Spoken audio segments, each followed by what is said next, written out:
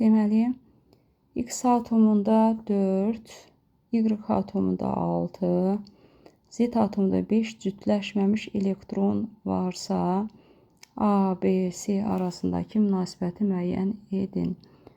Deməli, 3-cü yarım səviyyə və sonuncu yarım səviyyə. A, B, C. Deməli, X-in 4S üstü 2-dir, amma 4 dənə cütləşməmiş, yəni artıq orada 3D üstü 6 yazacağıq ki, 4 dənə cütləşməmiş elektron olsun. Yəni 5 dənə xanası var, 6 elektron yerləşdirəndə 2, 3, 4, 5, 6, 4 dənə cütləşməmiş.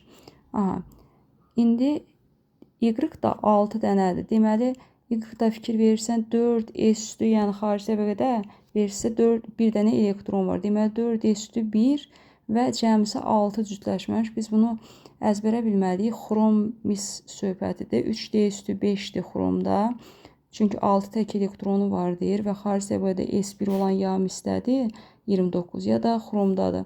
6 tək elektron dediyinə görə bu xrom olacaqdır. Bu deməli X-dır, bu Y-dır və Z üçün. Z-də isə 4 də S üstü 2-dir, xarici təbəqədə 2 dənədir.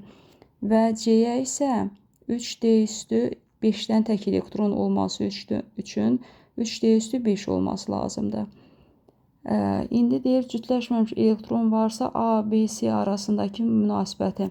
A, deməli 3D deməli, A, burada ondan öncəki energetik yarım səviyyədə olan, yəni 3-cü, 3E üstü 2, 3P üstü 6, hamısı bir yerdə.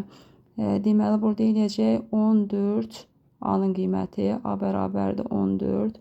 Sonra burada 3E üstü 2, 3P üstü 6, burada eləyəcəkdir 8-in üstə 3 gələndə 13, B bərabərdir 8-in üstə 5 gələndə daha doğrusu 13 və sonuncu da 3E üstü 2, 3P üstü 6, bu eləyəcəkdir yenə də C bərabərdir 13.